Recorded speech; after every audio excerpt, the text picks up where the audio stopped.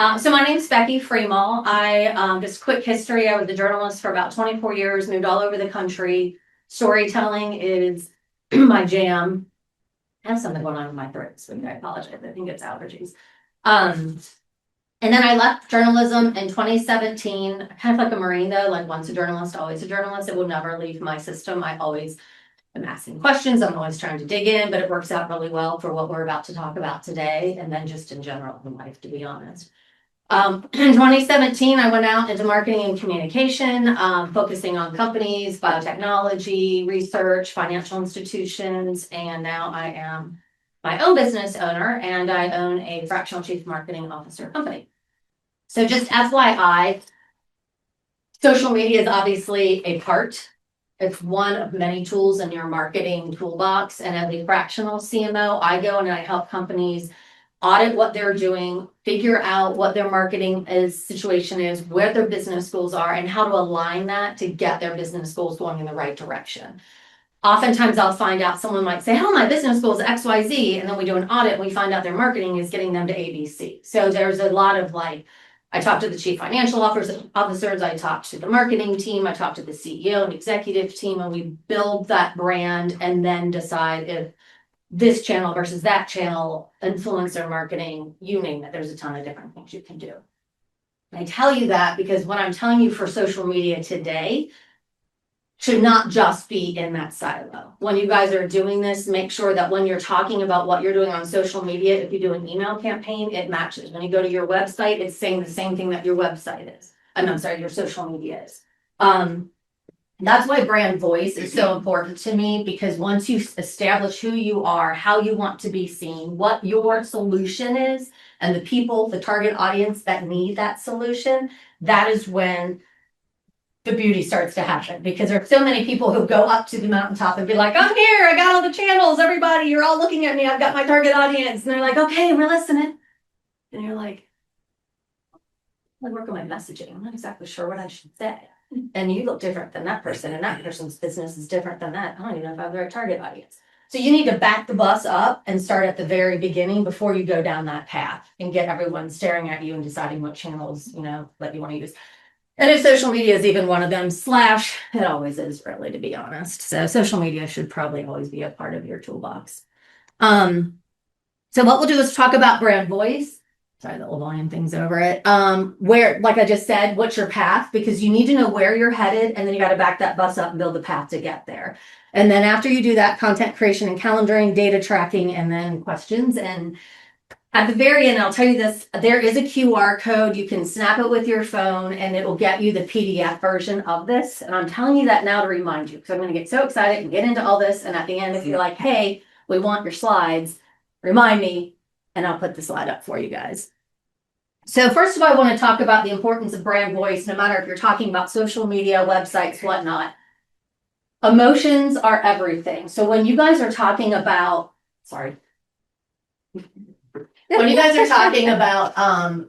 connecting with people, just remember that your target audience is not a brick and mortar. It is not a website. It is not your social media channels.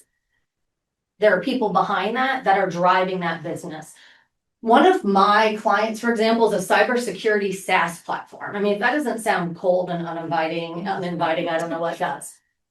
But they have an amazing team behind the scenes that does great customer service. They're there when people need them. They are so passionate about what they do. They love it. And so I really wanted to help bring that out. And so we do that a lot. Now we do webinars and we do podcasts, and the whole idea is to show people like, hey, when you come and do business with us, there are people that you can connect with if something isn't working. And people do business with people they know, like, and trust. And I'll say that a million times today. And you can't say it enough. And the way you build that trust is people to people, not person to a brick and mortar, not a person to a website or to a social media channel. But when you're doing your messaging on your social media channel, that is your opportunity to get that emotion and to get that human feel out into the world. So these are just some fun stats for you guys just to know. I won't necessarily read through them all because you guys can read. And again, I'll give you these slides at the end. So here's the other thing. Your brand is not yours alone. When you leave here today, you might walk out in the world and be like, Becky was awesome. Just gonna throw that out there maybe so you say that.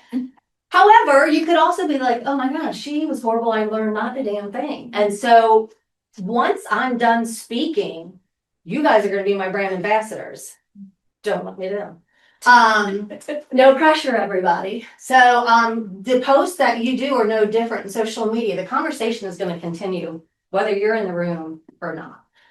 Comment, shares, DMs happen 24/7, and your voice must represent you genuinely.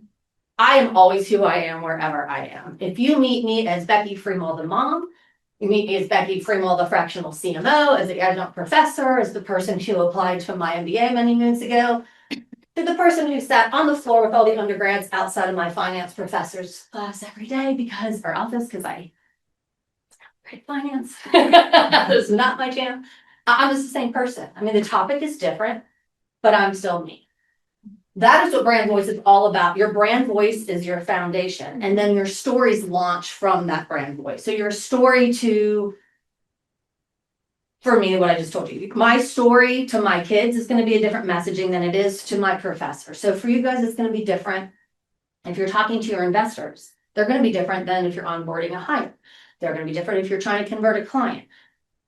Different in a nuanced way, but they all come from that same brand voice, and that ties it all together. So brand voice is really an important aspect of everything, and social media is no different. So this is why emotion is so important, just to know this. Think, feel, do. People think about something like, hey, I got this great widget, I got this great service, I want to give it to you guys. All right. But then to actually get them to do, this is where we want everyone to go. We want everyone to take action. We want them to buy the widget. We want them to convert and buy the product, whatever it is, the product, service, you can't jump over feel. People rarely go from think to do. So if you think and you're like, look at this spreadsheet, ain't she a beaut? Sorry, finance. But you're a human being and people connect with. What's your name so I don't call you finance? Ben. Yep. So Ben, or maybe I will just call you finance. Either one's fine with me. But when you get people in the door and say, hey, let's do business, you don't say, even in finance, look at this beauty of a spreadsheet. You want to buy my service? And they're like, hot diggity dog, I do. You got to build trust. You got to get that trust going, and trust is feeling. So that's where your social media, you really have an opportunity to get that feeling. And once they feel, they do. Oh, thank you very much. I was talking there. Super high level brand voice is people plus data. So it's the stories that your data tells. So look at your data points, see what they're telling you. In social media, you've got the analytics on the back end. Are there more men than women, or vice versa? What age groups? All that good stuff. That'll give you a lot of data. And then that will start to tell you the story. And that's how you can get your brand voice. This is not a workshop on brand voice, so too far into that. And just know that it needs to be genuine, simple, and consistent. Don't act like someone you're not. The world needs you exactly as you are. I have always said to people, and then I put it out in the ether, and I hate this. God, I suck at sales. I'm no good at sales. I'm not a salesperson.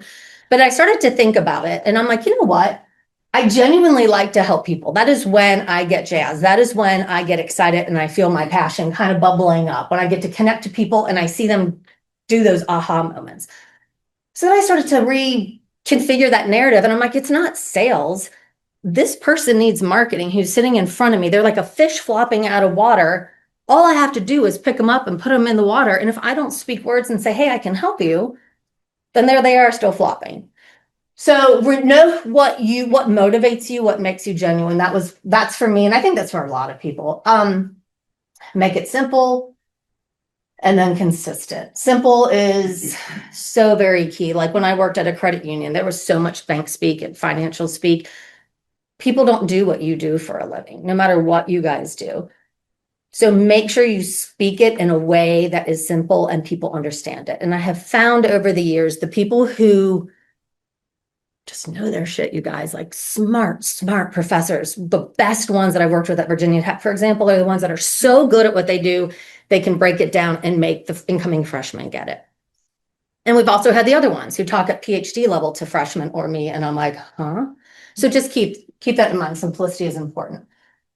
Consistency. Who was it that was saying that you post? Was it you, Jennifer? The post? Oh, you. So you're like, not me. It was her. Consistency, you're right, is key. So that was one of the questions ahead of time. People are like, how often should I post? I wouldn't worry as much about how often you post as how consistently you post. If you've got 5 posts and they're not like got to be today and they're evergreen, as we call them, hold on to those. Don't post all 5 in 1 week and then you don't have anything for 5 weeks. Spread it out. I mean, if it has to be at that moment, obviously.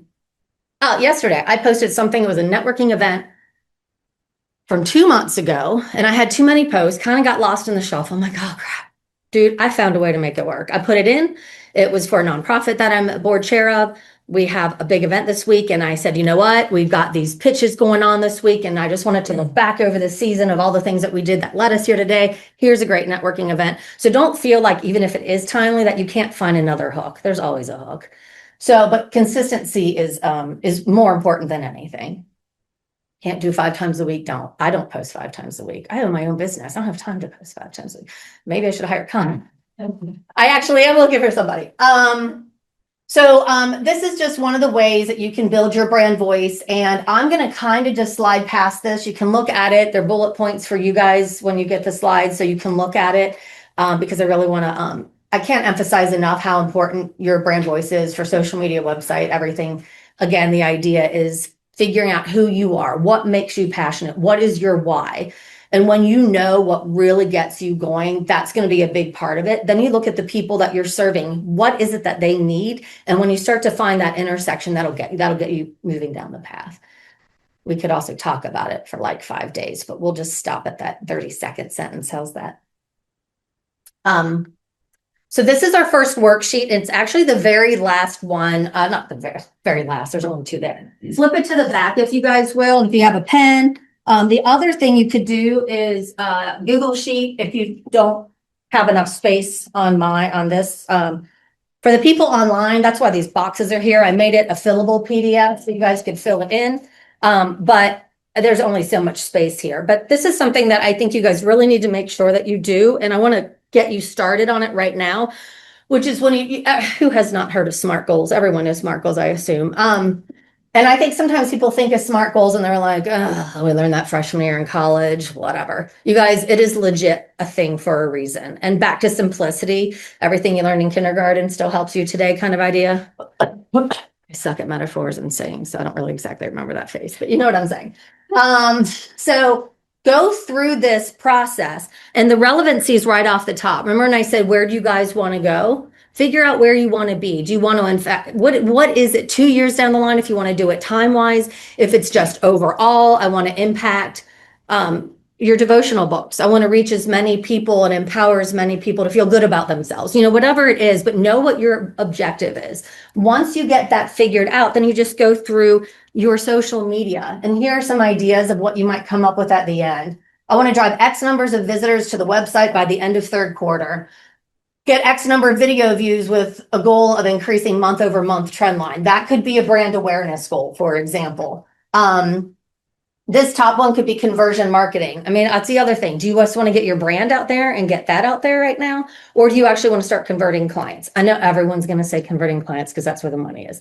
But you need to be able to do brand awareness. They're not going to know you exist if you don't do that. So you could do 2, and you could do a brand awareness and a conversion marketing goal if you would like.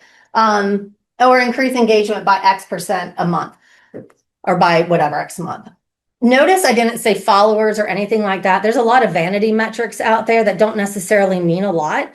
Followers, you got to have the followers obviously to get that engagement, but that will come. If you're focused on engagement, the followers will come later and as you go. So I'm going to stop talking, and I want you guys to kind of go through this worksheet and start writing out your ideas, because when you leave here, I would love for you to have a solid goal of where you're headed when you walk out the door with your social media. I'll give you like 5-10 minutes. And holler at me if you have questions. I'm happy to walk you through any of it.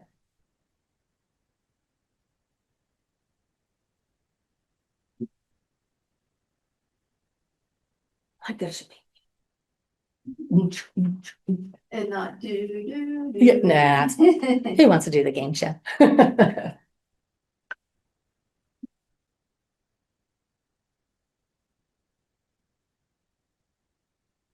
And timely is important because otherwise you never do it. Like give yourself a realistic time frame. Can I ask a question?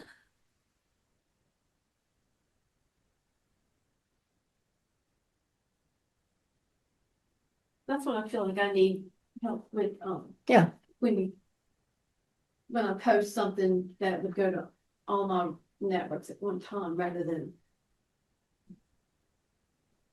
Oh, you mean like posting it on Facebook and Instagram at the same time? Well, and I say those two because those two do connect, so you could do Yeah, that. and through Wix too, like when I Mhm. post my devotion there, Mhm, because that's where I have my subscribers and then I have followers on mhm. Facebook, but. I So it haven't, sounds like you're doing it, but is something not working? no, I haven't figured out how to connect. All the time. So it's, And I know there's a way to do it, I just haven't done it. yeah, there are a million and Because two I'm not platforms savvy, out there. But that's why I'm in. Anything? Cool. All right, so this is the other thing, which is networking, and it's so very important to make sure that you know that networking is not just going to the chamber events at 5 o'clock or the lunch and learns or this event today. You have to be able to network in the digital space. You have to have conversations there, and there are so many aspects about this. Told you I was gonna say again. And I have the top part in bold for a reason. People do business with people, period. I mean, that's who you're doing business with. Don't ever forget that. But people do business with people they know, like, and trust is the really key aspect. But it's hard to get to the trust if you forget you're doing business with people. I think people tend to forget that, or they get so into the sales numbers. Okay, you need the sales again. I say that all the time. We live in a capitalistic nation. We need to pay our mortgages. We got our bills. We, kind of got to do this thing. But it all goes back to this. People aren't going to do business with you. They're not going to get your service. They're not going to donate to the nonprofit. They're not going to do whatever the thing is. Again, when you guys talk about that action, the think, feel, do, whatever the do is defined for each business, they're not going to get there unless you've got to build that trust. Or they don't know you and they're like, oh, what the heck, I'm going to try it out. But then you better keep that trust. They did it on a whim, and now you got to make sure you retain. And as well, you may not know, but if you know or not, a retention of customers is way less expensive than getting new customers. So it's something that's really important when you get a customer on board to keep that customer, and getting and keeping everything circles around this. So when you're talking about networking in digital spaces, quality versus quantity is really key. And this is where I was talking about vanity metrics. Yes, you need to have followers, but I'm not ever going to talk about that because those are going to come if you're engaging in a meaningful way with people. Invest in community building, not just broadcasting. That is one that I would love to. I'll let you play with me. Will you come up here for a minute? Or you can just stand right there, because otherwise you get blinded. I can stand up, whatever. Stand up. Because it looks like I'm looking down at you.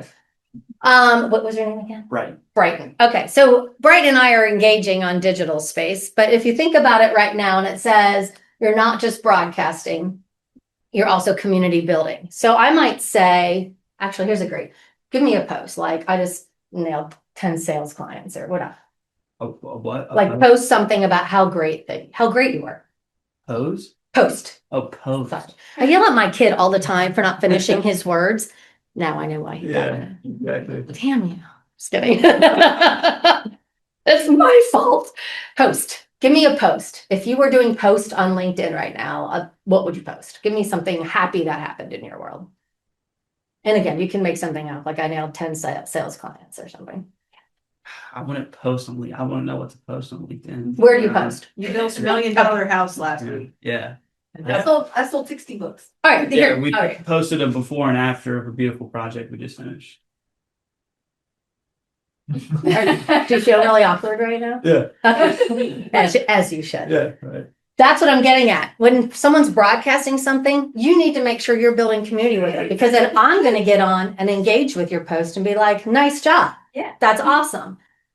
You even win extra brownie points if you can like add in, and Birth Box would love to send them a gift. Yeah. It's a sales, it's an engagement, but it's not obnoxious. But think about what you do in real life. And if someone sat there and said that, and I was like, weird, it's like awkward. I was pretty proud of myself. I held it that long. You can have a seat. But that's the idea. When you're doing something like that on social media and you post, it's great if you're posting all the time, but you want to make sure that you're also engaging and you want to make sure that you have, and there's also a point too where you say your thing. I say, that's awesome. Good job. Like it and move on. You don't have to keep going. You know what I mean? Because then you're like, oh, when do we end this? But make sure there's some back and forth. You really, truly want to engage. Make it about them, which is again, when you're saying, hey, I did the thing, you get on and engage. And I have a tracking thing I can show you guys. Figure out who the people are. Like, if you're a real estate agent, the homeowners association would be a big one that you would want to make sure you engage a ton with. Like, get a list of the key players in your space and start engaging with those people. Ask questions that invite participation, create content that solves their problems, be thought leaders. Don't necessarily be like, oh, hey, I'm great. I made 10 sales this week. Give them free advice. You guys have so much advice to offer. You can get like your devotionals. It's a great idea. You can give them that without them spending money or donating to the cause or whatever it might be. Because you've got so much more in here that you can then, you know, it's kind of opening the door. It's like a lead magnet, so to speak. You pique their interest and then they're like, wait a minute, this person knows what they're talking about. And then just follow up consistently. Again, respond to comments within 24 hours. So I'm not just sitting here staring at you awkwardly. Acknowledge mentions and shares. Again, if you post something and someone comments on it, like it or say thanks. Right. So, and create systems for relationship building. And that goes back to like, if you're a real estate agent, for example, the homeowners association might be a relationship that you want to do. I also actually, I have a lot of really strong relations with other fractional CMOs around the world. I'm in a bunch of different groups and a lot of what we do is online. So we are competing constantly. I mean, some of us are working in each other's countries and each other's states. But that's me. I'm a huge believer in all ships rise together. So I like to find people who do what I do and elevate. Not everyone does. Do what's comfortable for you, but make sure that you find that group and that you engage. Yeah. I have a question. So, I got off like all my personal social media accounts like a year ago almost now. Yeah. Which has been great for my mental health. I do have Right. yeah, it's been great. But like, I'm trying to figure out if I need a personal account to engage with our members in the Home Builder Association. Do I need that kind of, is that important? You know, like I have a LinkedIn page that has my face and my name on it, but like, so like, you know, Facebook and Instagram, I don't have. I would say no. And I tell you that because I have a personal Facebook page that's Becky Ann, and I have a work one that's Becky Freemal. It started in my broadcast days. There's not a chance in God's green earth I was going to put my kids right on my work one. And I didn't want people on my work one, some of whom were crazy. Right. They were. Right. Yeah. There's some safety issues Right. on my personal one. Yeah, that's been the big reason I got off was for safety reasons. The only reason, like LinkedIn asks you to have a personal one to Right. like post. And I'll let you guys know. So my LinkedIn is where I'm most visible. Here's another decision to make on that. My LinkedIn is my most visible, but LinkedIn is LinkedIn. I'm not putting my kids on there, but I do once in a while because I really, my brand voice right now, because I'm a solopreneur, is me. So I give them little, Snippets. yes, like not a lot, but I will, like I do my workout. I do that a lot. Move, exercise, be healthy. And I'll sweating from head to toe. And I'm like, this is the real me. This is what I look like. Get out and move before you get the work week started, that kind of stuff. One of the questions from the chat based on this is, what advice do you have on platforms they should be on depending on the type of business they own? Yes, actually, I'm going to get to that, but remind me if we don't. It's in the slides coming up when it talks about like the demographics, psychographics, all that kind of stuff. So that will help a lot there. But LinkedIn, yeah, go ahead. About like the personal side of things do you feel like it's important when you're making some personal stuff through your business that it's still very business related? Like when you're talking about doing your workouts, like is there a way that you make that related to the business when you're sharing it through that way versus just like physically working out? Yeah, like that one I did the other day was I tagged the guy who I train with to give him, I was helping him, but that was a big part of it. But not only that, but I said, not only are you helping me with my physical space, your well-being, you're also helping me clear my mind before I get to work. Okay. Well, it makes you more real. Yeah. Yeah. Because like I've recently separated my business and personal stuff a little bit more. I used to post like a lot of personal stuff on my Instagram stories. But I've kind of been moving away from it. And I feel like so I'm not posting as frequently, and the posts that I am making are getting a little bit more engagement.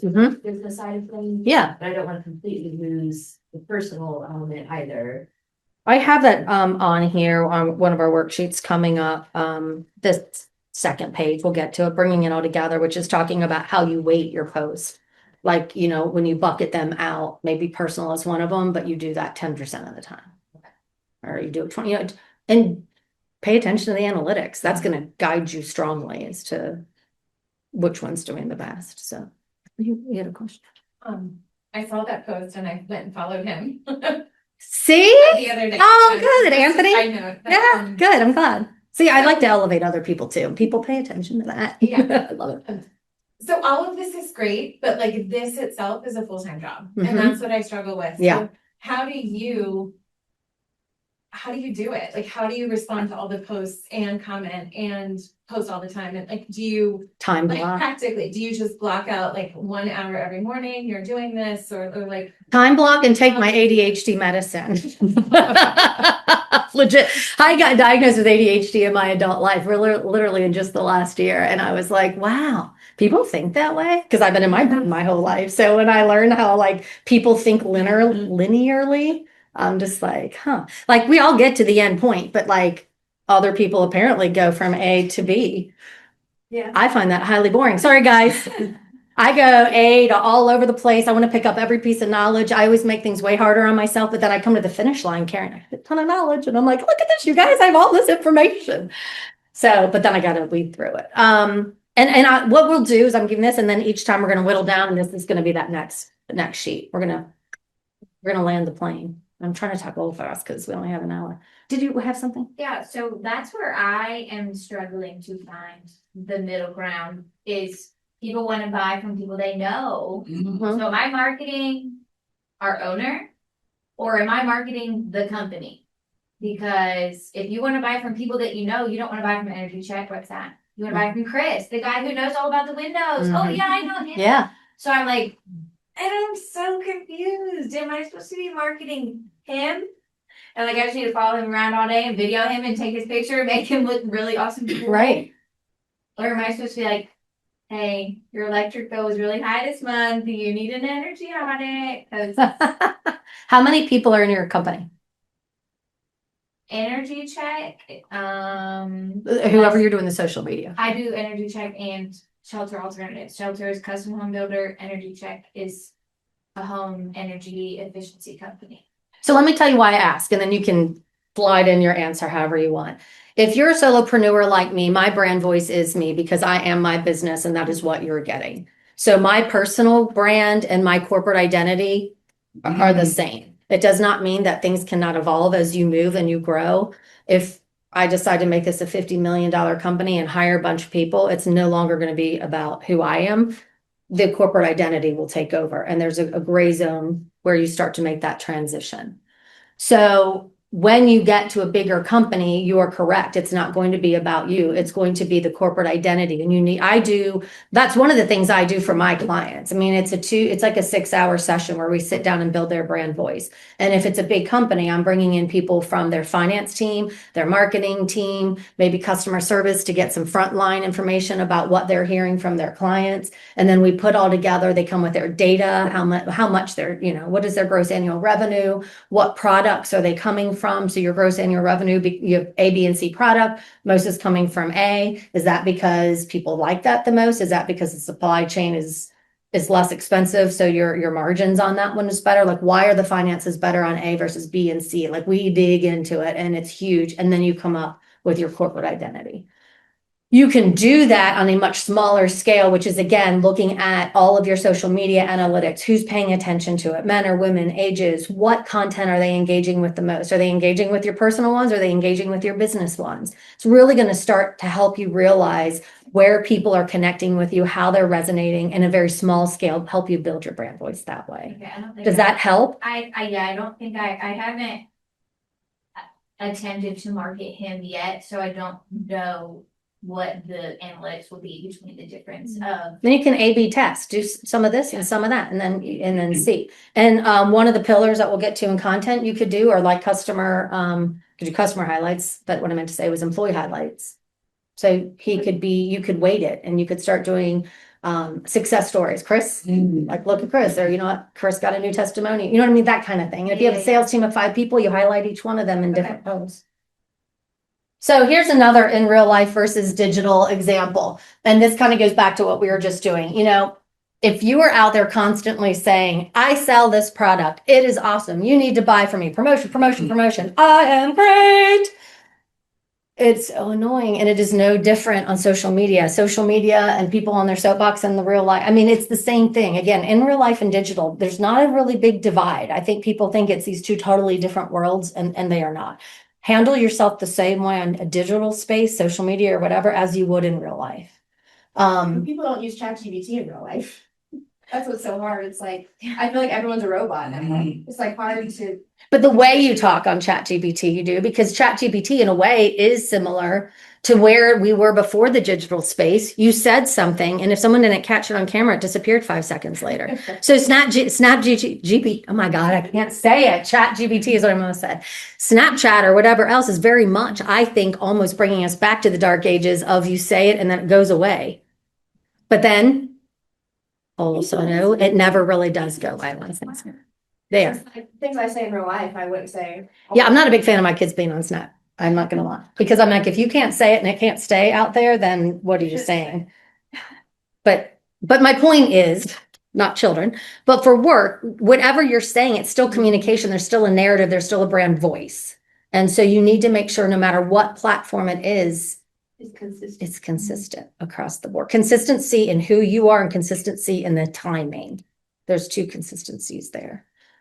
So here's the digital version of that in real life. The woman in real life is standing on a soapbox screaming at everyone. In the digital space, it's look at me, I'm great, won the deal, close that, I'm the bomb, blah, blah, blah.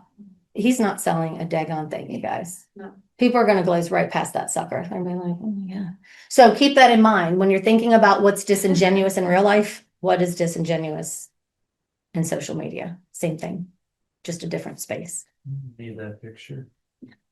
Isn't that awesome? You'll have it because I'm going to share my slides. And so I've said this a million times. What you want to do is engage. These are normal human beings who are engaging and going back and forth and smiling and enjoying themselves. And I can guarantee you, she's not. Why is that phone backwards? I was wondering the same. It likes the 3 cameras instead of. That's Pixabay gives you free stock pictures. That's what you get. Yes, she caught it. Well, that guy's getting ready to put her hair behind her ear. Or pick her nose. But judging. Back off. They were free. I just want to say stock across. Yeah, exactly. So this is another thing that's really important in social media, and this is in real life as well. Body language is 55% of your communication, tone is 38%, and your words are 7%. And that's a really hard thing for social media, and that is how people operate day in and day out. This is a thing, it's been around since the 60s, this research, and it really does hold true. Now, some statistician or analytics guy might be like, oh, I don't know if it's really 55%. But the point is, if you just think about right now, if I'm like, oh my God, you guys, I am so excited to be here. Or I could be like, oh my God, you guys, I'm so excited to be here. I said the exact same words, even the, oh my God, was in there. But my body language and tone drastically changed. So you need to just pay attention to that because there are ways that you can do that through words. It is more difficult. That's why video is so important on social media because it captures all of it. It captures your tone, it captures your body language, all the good stuff. So, but also keep in mind, so that's one of the ways you really want to do is visual content, caption and tone, your voice, your sentence structure. If it's going on and on and on, like the world's longest run on sentence, think of that as in real life, someone droning on and on and on, like make them short, catchy, fun. And your terminology, if you're going to say, I'll go back to my credit union days. Sorry, you can't be a member here because of our FOM. You'd be like, what? Instead, I could say FOM stands for field of membership. And I wouldn't even say field of membership. I'd say, sorry, you can't be a member because you don't live, breathe the air, sleep, whatever it is. It's like you got to live, work, worship, or something like that within a certain mile is the field of membership. But you don't want to be like, sorry, can't do it. You're not my FOM. Instead, say, sorry, we can't bring you onto the credit union because you don't live or work in the area. So pay attention to what words you're using and make them make sense because again, we all do what we do all day long. And in our heads, we're like knocking out lingo, and you're losing people left and right when you do that. So this is the content. This is our next one. And this is where I want you to start streamlining it down. You guys know where your goals are. That's what we did before. You know where you want to be, whatever the timing was by the end of Q3, by the end of the month, whatever it is. Your company is in orange. Pillars are a great way to start. You're going to hear from people who do social media who are going to tell you, like, I'll be on social media and someone's like, oh, forget pillars. Those are so old school. I've got this new this new way to do it. And of course, I will take their clickbait every time because I'm like, ooh, I want to see what you're saying. It's not anything different. The other thing you can do is if you have content in-house already, and this is one of the things I'll ask in this is, what do you have in-house? If you have big white papers, if you have blogs, which are long, you can knock those suckers down and get like 5 posts out of a blog, or white paper could give you a ton. And then that gives you a bunch of thought leadership posts. Either way, I like pillars because I just told you, I'm my swirly whatever. It keeps me structured. I want to be able to be like, okay, my pillar is, for example, thought leadership, behind the scenes, which would be employee, look at Chris. Promotions, hey, 2-for-1 deal, buy one, get one, whatever it might be. If you have a space or a business like that, even if you don't, you can still promote your business, obviously. But then when you bucket it, you can like pay attention when you calendar it out, like do a month and you look at it and you're like, wow, I have a lot of sales. I need to take one of these promotions out, maybe move it down to next month. Because all I'm doing is talking about me. I'm that person on the soapbox. So that guy who's like, look at me. So that's where, for me, it helps my brain see what I'm doing. I tell you guys this, and I do it for my clients all day, every day, and I don't always do it for myself because I'm running the business like you guys are. So I'm not as good at it. But what I will tell you I do to make my life easier is I will write one post and I go against all social media rules. I put the same thing on Facebook, LinkedIn, and Instagram. Because if I don't, I'm not going to post on any of them. And so give yourself some grace. I get it. Instagram's supposed to be short and fun, and LinkedIn might be a little longer. I kick that out the door. That's one of my like keep my head above water moments as a solopreneur. So there are things as a solopreneur, it might be social media, it might be your accounting. Maybe that's not a good one to cut corners on. But there are different things that you're going to be good at, and there are things you're going to hire for. I actually love doing social media, but I'm not a big fan of doing it for myself. I think it's really hard to promote yourself, actually. That's one reason I like doing this, because I totally get where you're coming from. I think it's hard. I think it's difficult. So, all right. So do me a favor. Look at this go to the front and start writing down some ideas. Yeah.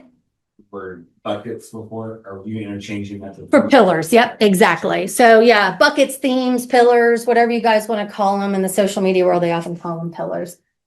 And you don't have to stick with these 3, just start coming up with some, and then think about what content you have that you could you already have that you could use and recycle, like white papers or blogs, whatnot, or content you would need to go get. A white paper would just be like, Good question. No, thanks. I wrote it down so I could go home and look it up. no, I'm sorry. Oh, I did it. I hate when people talk lingo, and I just did it. Well, I'm just. You can throw tomatoes at me. I'm not afraid to say I don't know nothing. No, it's right. A white paper, it might be like a 2-page paper from like a biotech company that really, it's like a case study. That's a good, case studies are a little bit different, but it's a thought leadership paper for like really in-depth scientific, if it's biotech, telling them, like you might do a white paper on devotionals, the research behind it, why it really works, how it helps people, like a well-researched paper. And then Like when an essay. No, it could be an essay, but an essay to me could be fictional, and this is not fictional. This is truly it's a research paper. Gotcha. And it's very targeted for an audience that you want. But when you do all that, a white paper takes a lot of time. It's not an easy thing to write. There's a lot of research behind it. But if you're doing all that work, then use that as a social media content. You could get tons of content out of a white paper. And you did a lot of work and research on it. Because then you could do a post on, did you know that research, and like source the resource, the research. Also, you guys, there's nothing that really says this is good or bad, but overall, social media platforms don't like you to leave them, because obviously they want you to sit there and scroll all day, every day. I will, like today, I just posted a story. I was on Channel 7 yesterday doing a business segment. I took a picture, that's the visual, said I did it, and then at the end I said, go to comments to see the article or to see the video. And then, unless you embed it, if it's an MP4, I won't get too far into it, but if it's a link, so I've done both. I have seen on my own pages that when I post it in the post, I don't get as many impressions as I do when I put it in the, what do you find, Colin? Conversions. Do you, I use ManyChat. It's a third party. So basically someone comments like a specific word and they automatically get sent to the teams. no, I mean for like links, when you want to link a video that takes them off the platform, do you put that in comments or do you do it in post? Bio or story, honestly. So put them sends in the bio or just have a promotional story that sends them to where you want to go. Yeah, I just always put it. Weird posts are weird because they don't let you like have like a hyperlink in there, so you can't like directly on a link send them to another website. So It'll give you the LinkedIn one, yeah. right, yeah. But, Yeah. But ManyChat's a really cool feature. They comment like you want to send like comment marketing and I'll send you over a free PDF or something like that. It's a good way to get like lead magnets and like quick conversions. Yeah, but yeah, like, so yesterday, it's not going to go in my bio because it's just truly a daily post of, hey, I was on WDBJ talking about business. I didn't put it in the post. I put it in comments. Well, my hope for my devotions is that it's an idiom. Everyone starts with an idiom, so then Okay, so tell me again what an idiom is. It's been a really long time. See, we got questions all around. like by the skin of your teeth or. Oh, the things that I stink at. Yes. Oh, yes. I'm horrible at them. You guys, I'm from Cincinnati and my husband met my best friend and I don't know, she said like, take a long walk off a tall building. And he goes, oh my God, it's in the water. He's like, all of you talk like that. I'm like, yeah, we also say idioms, metaphors. Anyway, sorry, go ahead and do your thing. Unless there's any other questions. I was also on WDBJ7 this week, but it was just the back of my head and it showed my bald spot, so I was pretty upset about it. That would be a funny post. You hadn't said anything, no one would have known it was yours. I'm So now people are gonna try to find it. Yeah. But there are times when I'll do silly posts like that. Because so my brand voice is smart, fun, and resilient. Life is too short for me to not have fun. I've got to have fun. I've got to enjoy what I'm doing. So I would post something like that because it fits into my brand voice. Right. I'm a little bit of a jokester sometimes. I mean, I'm not like cracking jokes all the time, but I like a good laugh. Yeah, that's fun. Yeah. So like setting up for the golf tournament, when I said, hey, I'm gonna get my car and drive it back over to the building to pick up all the stuff that I need to pack up.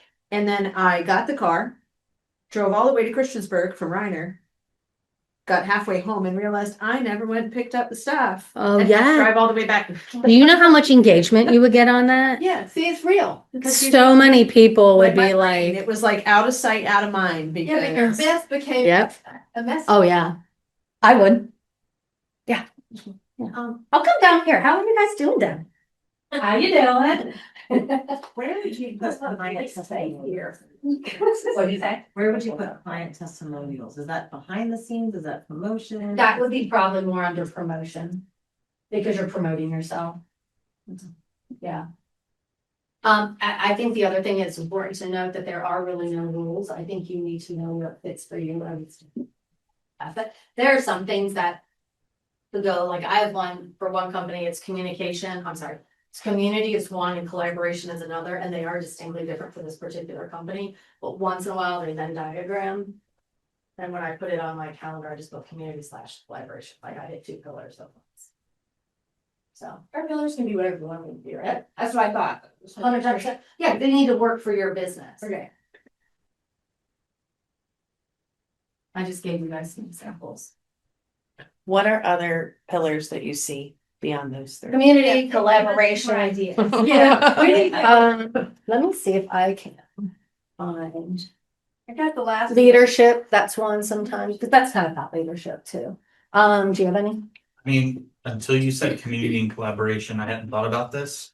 But then I looked on our back wall and thought our pillars for the chamber should be invest, connect, and engage. Mm-hmm. Because that's kind of what we're doing. You're investing. That's more of a promotion side of things. That's, hey, here what you can come to. The connection is the events and the opportunities that you can actually work with others and see others, not just, hey, here's what you have to pay to go to. Yeah. And the engagement is trying to get the engagement. Yeah. Which is not always easy. You don't know each other well. And you honestly, Google it. Okay. You can totally Google and be like, what are some good social media pillars just to get, or go beyond, use AI now. Yeah. I mean, I would do a prompt that says what your business is, what you're doing, and say that you're interested in coming up with 3 pillars. You could do 4. You can do as many as you want. Well, you really can't. I wouldn't go past 4. Yeah. Can I ask a question about back to the people in the company? Mhm. So we provide a service Mhm. and it is a product, but predominantly it's a service. So we have 3 out of 10 have a huge audience online. So if we tag that team member, those posts are always going to have a higher level of engagement because we're kind of rebuilding the engagement for. So then that kind of mixes personally, and I had never considered what you're saying is like where you have 2 separate. I'd ask them as long as your employees are okay with it. You can absolutely do it. I will admit when I was on air, I sometimes had people tag my Becky in and I'd call them and say, can you take that off? Tag Becky Freemal, or just don't tag me at all. That's all. I mean, just ask them. And then with the kind of the same with pictures. So we've kind of gone round and round about pictures are people are real. Stock imagery is often backwards or missing fingers or Picking noses. Yeah, picking noses. So while our company, we were the name Dan Harper, it shifted to North Point 7 years ago, partly to get away from it's all about one person, which I think is great. But Scotty Wyatt is still North Point, and that's never going to change until he's not the owner. So his picture builds a level of brand recognition itself, in addition to it's part of the branding. So I'm trying to. I wouldn't fight it. I mean, if that's part of your brand, I wouldn't. If you ever want to make a deliberate brand choice, change, you can, but it sounds like you haven't yet. And since you haven't yet, and when you do it, I wouldn't just kind of off the cuff. I would make sure you have someone come in and help you build your brand. Because the other thing is, just like platforms, a platform is only as good as the people who use it. We all know that. We just said sometimes we don't ever post. Sometimes I get 1 up a week. Sometimes I get 3. It's no different with a brand. And so that's why when I do the bigger companies, I have people who just got hired versus people who are going for the 40-year gold watch, someone in finance, someone in the risk team, someone in marketing, because at the end of the day, you need them to buy into the brand. You need them to buy into whatever it is. So, and I'm going a little bit off the path, but if you ever decide to do the brand, make sure you get a good cross section of your for now. When you were on air, you were part of the brand. People were. Yes, 100%. Because of your voice, your personality, when you left, they had to do some rebranding. They absolutely do, but they had us under lock and key. Our contracts were very clear on what we could and couldn't do and who we were allowed to represent. So when it's a person who's your brand, they have to fall under that umbrella brand. And then you're right, there's going to be some changes, but I'm just one puzzle piece of the big brand. So that's where you just need to decide, is the brand that person or is the brand something bigger and they're a puzzle piece of it? And again, if you're not quite sure, stick with what you got for now for purposes of the hour and a half and putting your pillars together. But it is something you might want to consider down the road. You might need to get going and see what time it is. Okay. Oh, yeah. All right. We're going to cruise, you guys. So this is, I put this on here really for you guys when you download it.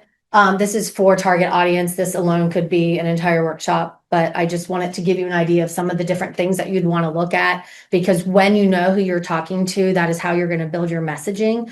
And then not only how you're building your messaging and narrative, but also where you find them. Where do they consume their information? And I have a slide coming up. I'm sorry, I'm going to cruise by this, but I promise you guys give me the slides right here. That's right after. Oh, look, it's like I knew what I was doing. It flowed nicely. And I also put this on here, Pew Research. I'm a reporter, so I like sourcing things and I like good sources. I get kind of picky about who my sources are, and I think Pew Research is a spectacular one. But they have 1,000,002 different things. You can't see it, but that was urban versus rural. God, bless America. I hate that word rural, by the way. I can never say it. On air, they always say, if you can't say a name, just don't put it in a word, just don't put it in there. Bagel is mine. Everyone makes fun of me how I said it. And so there was a bagel shop that caught on fire, and the producer gave it to me and put that word in there 10 times and was laughing his tail end off. And then rural is another one that I don't do well with. Pew has this thing on this website that gives you way more than these. I just did these 3, but what ages on what platforms, whether they're urban or rural, and then men and women. That will really help you. If you know who you want to reach and you've done a good target persona from the last page that I just showed you guys, then you're going to really be ready to rock and roll with this because you're going to know where your people are. Everyone's on social media. I mean, that's one reason I was saying it's probably a good idea. There's a ton of tools in your toolbox. Social media is an easy one. But please know that social media is not marketing all by itself. It is one part of a much larger aspect. So this will be on the slides as well. And then these are just things that you can target. So this is for paid. Everything I talked about is for organic or paid, but mainly organic is what we were talking about. But your narrative is important. Whether you post something organically or you post or you buy an ad on Google or LinkedIn, again, they need to match. No one cares on the back end if you paid for it or if you did it for free. They're just on the front end reading it, and it needs to sound the same. So here they all are pretty much the same. I mean, they all can target, like up here, LinkedIn, radius targeting around specific locations. For example, we knew a bank was closing. This is back in my credit union days, so we geofenced that bank. So the last 30 days that people were doing business there, they would get and trying to figure out where they want it to bank, even like the last 60 days. Our ad would feed to them for like 30 days, like looking for a bank, come to, blah, blah, blah. So you can do stuff like that. So here's some target. They all target. I also did it in order because here is kind of the cost. LinkedIn is generally the most expensive. I have a paid media team that I work with who are rock stars. They are really good. I mean, obviously, social is just one aspect of paid media. They do all the things, but they often push me away from LinkedIn. I'll just tell you that because it's really expensive and it's you got to be highly targeted. But it is really good. The expense for it kind of depends. In fact, I have it under LinkedIn, and this is really for all of them. It's going to be more expensive for competitive B2B industries, and there's some B2C ones, business to business or business to consumer industry. So like if you're in finance, sorry, Ben, that's more expensive.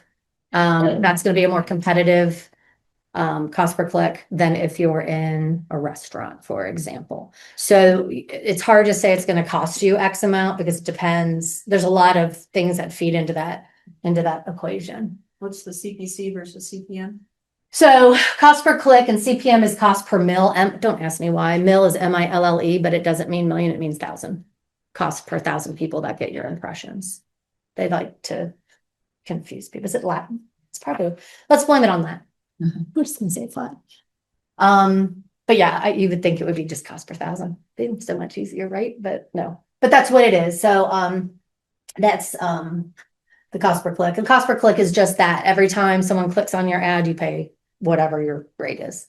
So, and again, every time someone clicks on your ad on LinkedIn, you could be spending $15. It's a lot of money. And you can cap it. Don't feel like you're like, oh God, I hope no one clicks again. When it's in there, you can put a cap. Business. Right. But say you only have $50, you're not going to get a whole lot of clicks. You know what I mean? Then it's just really, you'd rather spend that $50 somewhere else. If you only have $50, I wouldn't do paid media at all. I'd just stick with organic. So here's the data tracking. Social media success. Again, these are some of the things that you want to track, your metrics. You do want to look at click-through rates. This goes back to the events that you were talking about, when you're like, how do I track that? If you have a click-through rate, like you want them to click on something for the events, you can track that click-through rate and be like, look, you guys, we are getting most of the people to this registration from Snapchat. I don't even know if you could do links on Snapchat, can you? We'll say LinkedIn. I don't think people want events on Snapchat, but they might. Depends what the event is, actually. Depends what the event is. So yeah, so these are some of the metrics that you can do. And then I just wanted to give you an example of rudimentary ways of tracking. And I don't really think it's hardcore rudimentary, but it's free and it's manual. That's, I guess, really what I should say. This is just an Excel sheet that I put together for a client who didn't have a lot of cash, didn't have money for Buffer or Loomly or any of the platforms. And so we just did an Excel and this was it. How many impressions, how much engagement, what's your engagement rate? Your engagement rate is basically your how many followers you have versus how many people actually are engaging with you. So you can be like, I've got 100 followers, but only 5 are engaging. That's a pretty bad engagement rate. And then you want to track the content type, for example. Reactions are good for the positive, negative. Are people happy? Are they all just doing likes? Maybe you need to jazz it up a little bit. Most people are boring anyway and do likes. But you want to look at that stuff and see what kind of reactions they're giving. But content type is super important. You want to be like, okay, is it a video? Because when you're looking at these numbers, you want to look over here and be like, okay, wow, we got great engagement. What was it? Oh, it was video. Everyone loves video. Or you know what? Hey, rarely will you ever see this, if ever, but hey, it was just a bunch of words. There was no images. They really like that. That usually is not the case, but some kind of visuals. I love a good reel. Mm-hmm. That's the other thing. You need to decide if you want to be in stories and reels versus your feed. I always do feed back to being all by myself and I don't have a lot of time and I don't want it to disappear in 24 hours. If I do all that work and I post it, dang it. I'll do reels sometimes too, but I might do both. Like, all right, I'm kind of like posted across the board. It's going to be a post and in my story. And people are like, you did that twice. I'm like, I got engagement off of it. I don't care. I don't think my post automatically posts my story. Like when I schedule them, you can do that too. Which is true. You're right. You can. Every now and then. Why should we go on 24 hours? It's way too much work that goes into. But like what she was saying is you could do both. You can post like it. that. Yeah. And then this is another thing I do when I was telling you guys who to follow, engage with. Up top, you want to do your company and your competitors so you can track. Like pay attention to pay attention to your competitors because there are people who are rocking it. Pay attention. What are they doing? People who aren't, honestly, probably just aren't posting. I've done some of these competitive analysis for my clients, and what I find often are the people who are tanking and they're just not posting. Or like there's like 3. When you don't post for 5 months on a website, on a social media site, to me that is the equivalent in real life versus digital. That in real life that is cobwebs over your front door. Like you're knocking the things down. Like, are they even open? Does this company even exist? Like, again, always kind of translate what it's like in real life and it kind of helps. And then follow and engage. Again, this is my go-to example today for whatever reason, which is like if you're a real estate agent, homeowners association might be, the MLS might be like, like you'd put people who you actually want to share thought leadership. Like if they have a good post, share it on your thing. They're going to love you for it. And you can comment on it as well. So then you get in front of their feed. So if they post something and you comment on it and you comment intelligently in a smart way, something that captures someone's attention, you just got in front of all of their audience. When you engage, it's not just to be nice. There's business behind it. Unless you're on your personal, then it's, hooking up with your mom and just being like, hey, mom, nice job. And then what are your goals? Again, you did the goals at the very beginning. So it's drive brand awareness, post 1 video a week and get X number of total views in 6 months. Like this example is that. Your pillars are culture, collaboration, community, and promotion. Example types could be employee achievements for culture, new hires, work in the community, volunteer work. Under collaboration, custom projects with clients. Oh my God, do clients love that? Because then you're elevating them on, you're tagging them and all that good stuff. User-generated campaigns. If you've got people out there who are user-generated content is basically if I say something about your business, then share it back. Like, hey, thanks, Becky, for the great testimonial. You know what I mean? Like that could be part of collaboration. That could also, depending on what kind of user-generated content it is, could go down to the promotion too. And then this is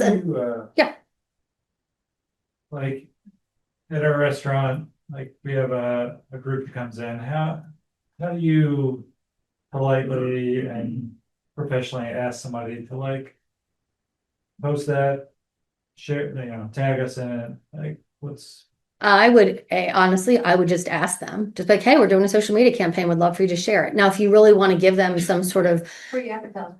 something, yeah. Is it a restaurant you said? You could give them a QR code or something. Be like, if you post that, like you'd have to track it, but if you post, you get a free appetizer or a free drink on us. ways you can get people to post. Sometimes people are like, what's in it for me? That's fine. I'll give you something. Just post for me. Just get my name out there. New 7 Brew in Christiansburg, they were doing a lot of those things when you drove through their line. They're like, Thursday, social media day, you post, come to the line, you show them their post, you got your coffee for free. Yeah. There's all sorts of ways, but never be shy. It goes back to selling when I'm like, God, I don't like selling. I'm like, oh, shucks. Yeah, I kind of know what I'm like. People are like, oh, do you know what you're doing? And I'm like, yeah, putting the sand.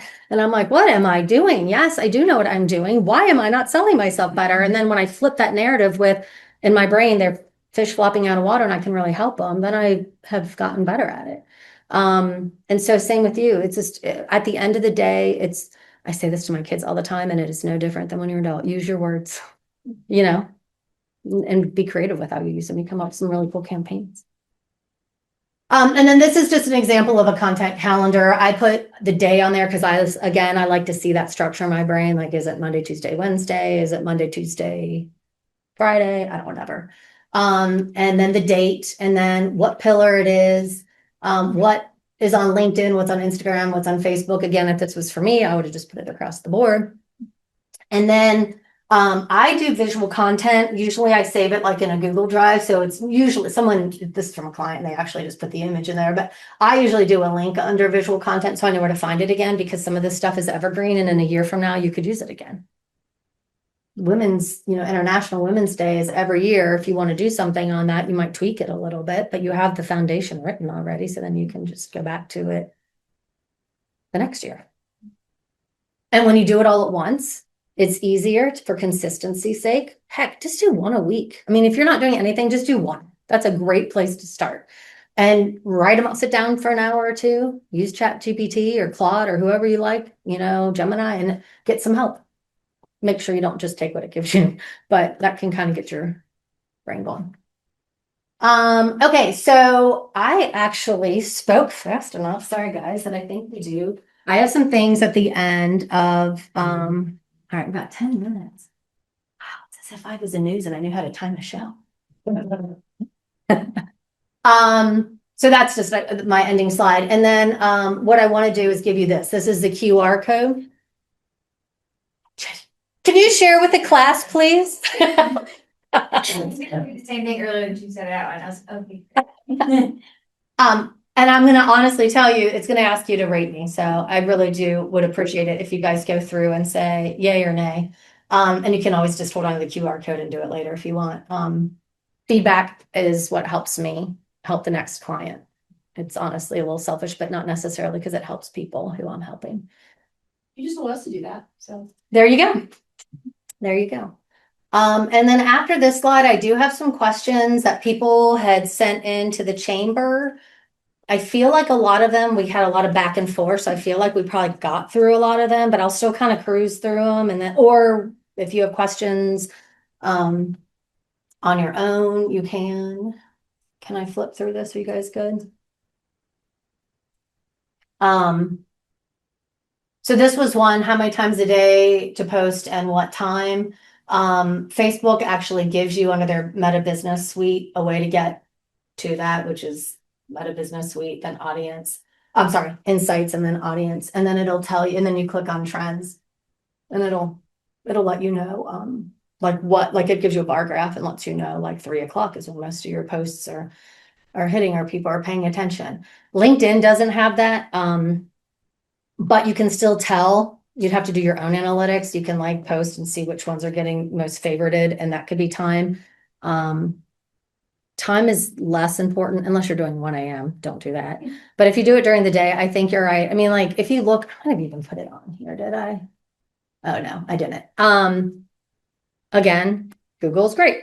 You can search Google and just be like, when should I post? And it'll give you like, hey, 7 to 9 or 8 to 10, whatever it would be for LinkedIn AM. And then like one of them 6 to 8 p.m. and one 7 to 9 p.m. I mean, they're all over the board. So if you are actually using like a Buffer or Sprouts or Denim, which is I think part of Capacity now. I mean, you guys, there are a million platforms. You'd have to find the one that works best for you financially and user experience, like which one, makes the most sense to you and you can navigate it. Don't buy a platform if you can't navigate it because it's a waste of money. But that will give you all this stuff as well.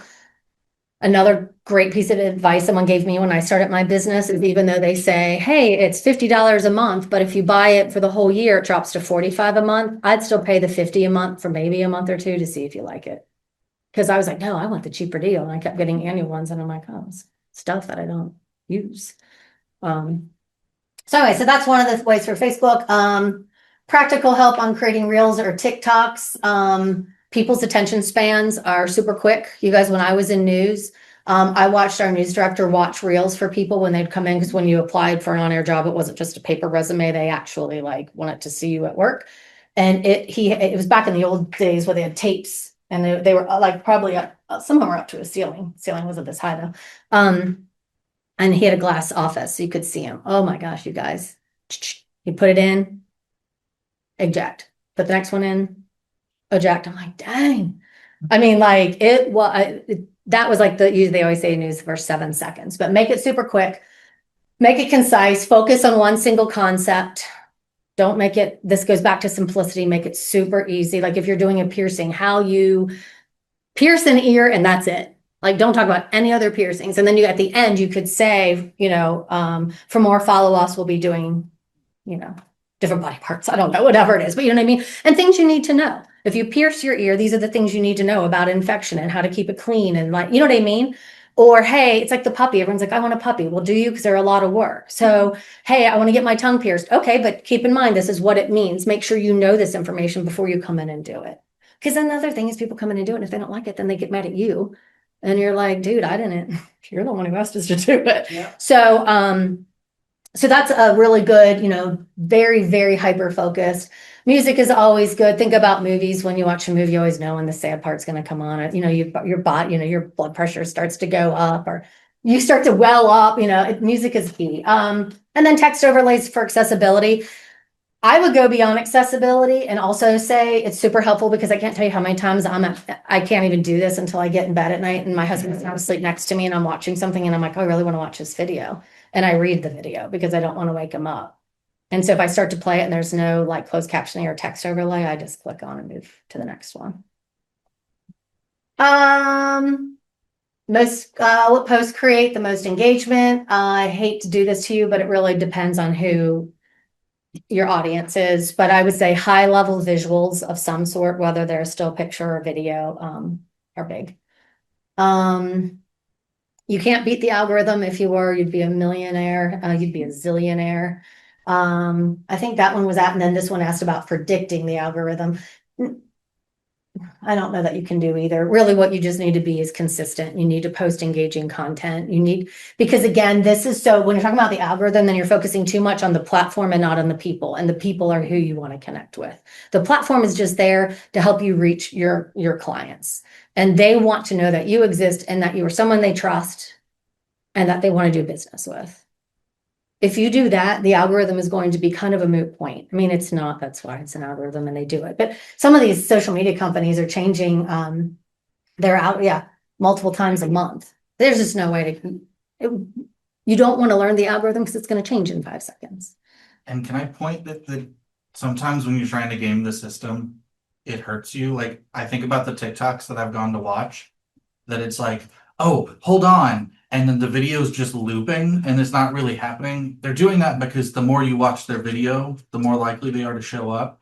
But the minute that happens, I'm like, I'm never watching a video you post again. Right. I think that's the last one. It is. Those are the questions after. So I'll put it back on this one. So we started with your goals because you always need to know where you're heading. Then we built content that will hopefully get you to that goal. I would tell you something that would be really helpful is that orange slide. I started to put a worksheet together and I was like, there's no way we're going to be able to get to this, which was the personas. That orange one that has the demographics, psychographics, all that stuff. I put that a lot of words on that slide so that you guys can do that on your own. I mean, it's not a worksheet, but it just kind of guides you because you really want to know who you're talking to. Did that help you guys? Did it kind of bring the plane down so that you're leaving here with, where you're going? And some content that will get you there.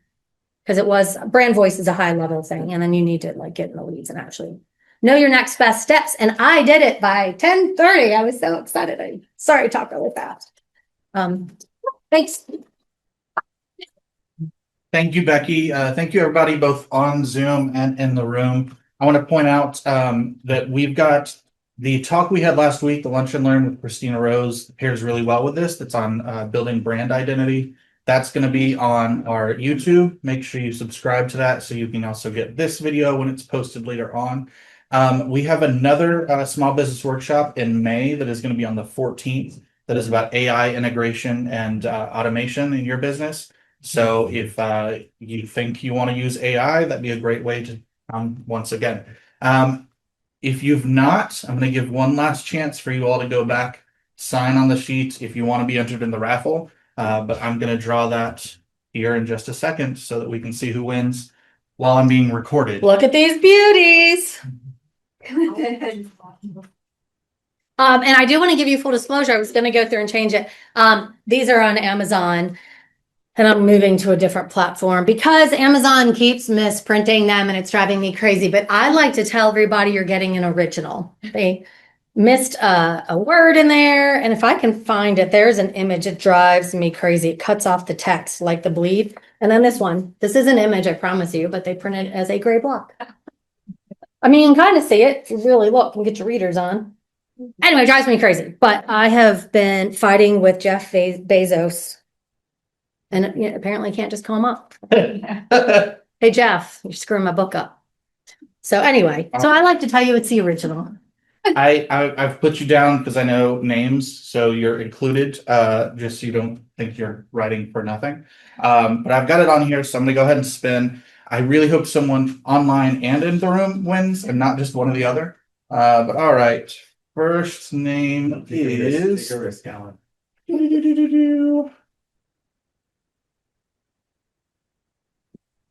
All right, Colin, you are first.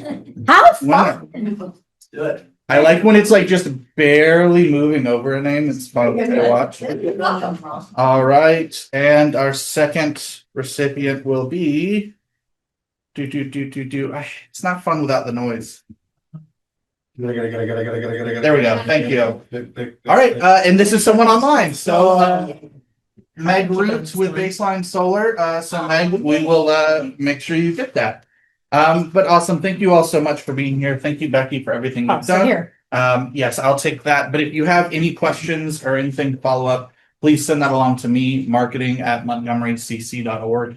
We will get that along to Becky. Yeah, and we will send out the presentation through the link that you should have received everything yesterday. Awesome. Thanks, everybody. Right, go forth and conquer, you guys. Do the thing. Thank you.